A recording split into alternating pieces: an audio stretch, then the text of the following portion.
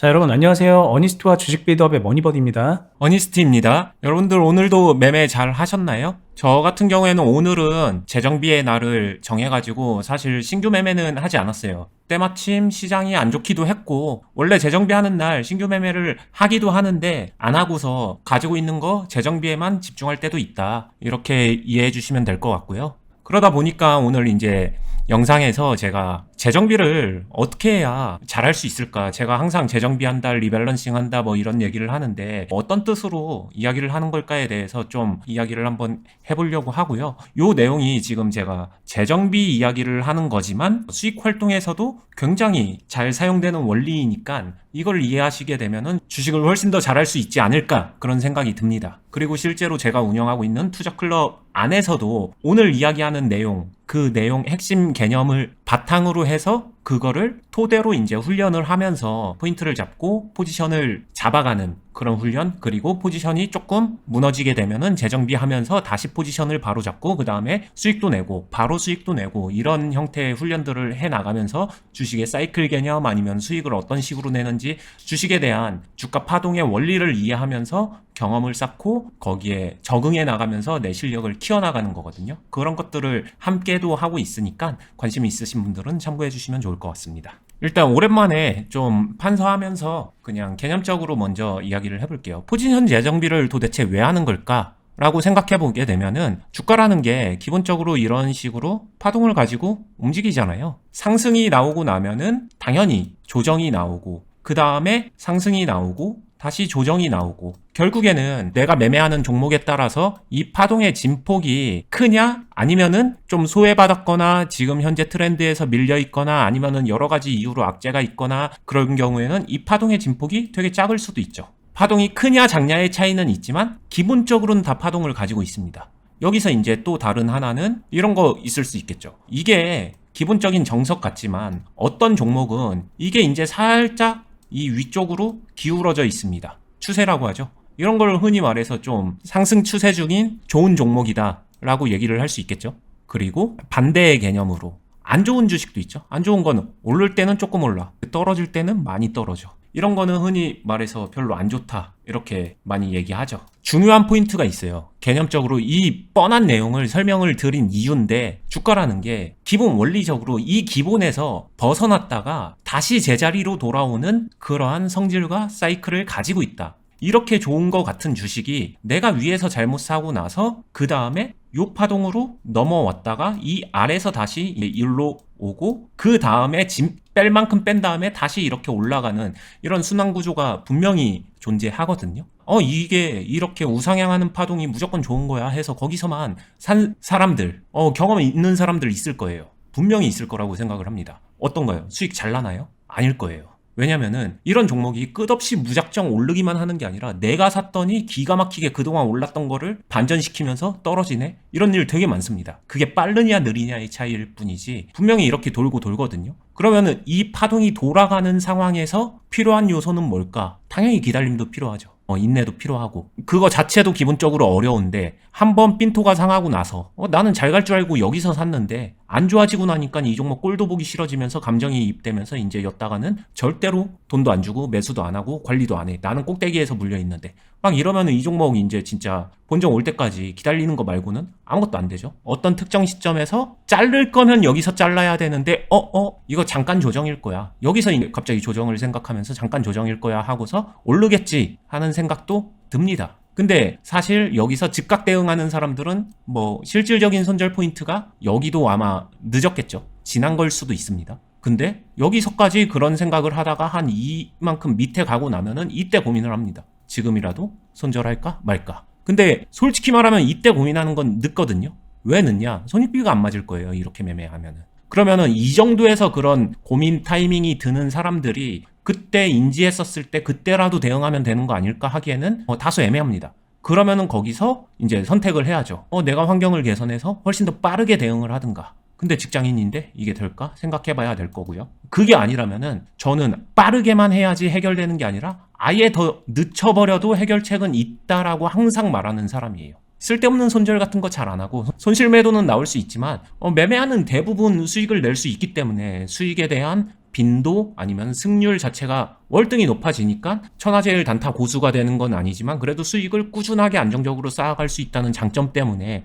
이거를 받아들이고 나서는 굉장히 만족을 합니다. 그럼 받아들였다고 하더라도 이제 이 다음에 이런 식으로 진 빠지는 상황에서 할 수 있는 것과 그 다음에 이렇게 진 빠지고 나서 정상화되고 정상화됐다 다시 좋아지는 상황이 오게 되면은 요런 때도 이제 포인트별로 해줘야 되는 게 있거든요. 그런 것들을 얘기해 보려고 한 거고요. 차트를 한번 봐볼게요. 딱 보더라도 오늘 어제 제외하고는 흐름이 굉장히 안 좋았죠. 어떤 이유에서든 간에 여기서 샀든 아니면 여기서 오를 것 같아서 이 꽁지에서 이거 전환 아니야 하고서 샀든 아니면 여기서 눌림목 아니야 하고 샀든 아니면은 이 쌍바닥에서 샀든 어디서 샀든 간에 지금 현재는 가지고 있었다면 보유했다라고 하게 되면은 물려있는 상태일 거예요. 근데 그런 과정에서 이 밑에서 변화되는 흐름이 나왔단 말이에요. 이럴 때 재정비를 해줘야 됩니다. 그것도 해줄 거면 적극적으로 해줘야 된다. 어디서 물렸었던 간에 신용 미수 몰빵까지 때려 박은 거다 1번에서 그런 경우 제외하고는 웬만하면은 다 해결할 수 있는 파동이라고 생각을 합니다. 바로 역전 수익 전환 이하가 아니라 재정비를 해서 재정비의 목적에 충실하게끔 만들어낼 수는 있다. 이렇게 생각하시면 돼요. 그러면은 여기서 중요한 게 일단 받아들여야 되는 거는 이런 것 같아요. 내가 1번에서 샀든 2번에서 샀든 3번에서 샀든 4번에서 샀든 이 하락하고 있는 여기까지는 기본적으로 매매를 적극적으로 하는 건 아니다 라고 생각을 하면 돼요. 일단 적극적인 거 뺀다. 적극적이란 거는 여러분들이 오늘 다 돈도 있는데 뭐 살까? 오늘 수익 낼 종목 한번 잡아봐야지 하는 마음으로 딱 정상적으로 수익을 목적으로 하는 매매, 그거를 적극적이라고 한번 가정을 해볼게요. 그게 기준점이 적극적인 겁니다. 당장 수익을 내는 행위를 하는 매매. 근데 제가 적극적으로 하지 말란 거는 그 정도까지 하면 안 된다는 거예요. 흐름이 안 좋기 때문에. 재정비를 하더라도 적극적으로 해야 될 때랑 아닐 때가 있는데 여기서는 적극적으로 하면 안 됩니다. 그러면 어떻게 하냐? 아무것도 안 한다? 그것도 아니에요. 아무것도 안 하는 건 진짜 말 그대로 방치거든요. 그러면은 여기서 할 수 있는 거는 적극적인 게 아니라 그냥 최소한의 행동만 살짝 해주는 거예요. 만약에 1번에서 했었다라고 하게 되면은 조금 천천히 냅뒀는데 얘 봐라, 이거 해도 너무할 정도로 너무 빠지네? 그럴 때가 있어요. 그러면은 여기가 됐든 이 중간이 됐든 아니면 이 끝에가 됐든 이런 데서 최소한의 매수 한두 번만 해줄 수 있는 거예요. 그러고 나서 그 상황 이후에 어떤 기술적인 반등이든 뭐가 나오게 되면은 샀던 거랑 아니면은 무거운 비중에서 일부를 합쳐가지고 조금 매도를 해준다. 근데 요 행동은 마이너스죠. 왜냐? 기본적으로 물려 있으니까. 여기서 팔면은 마이너스 나겠죠. 이거를 하는 거예요. 손실 매도를 하는 겁니다. 해야 되는 거고요.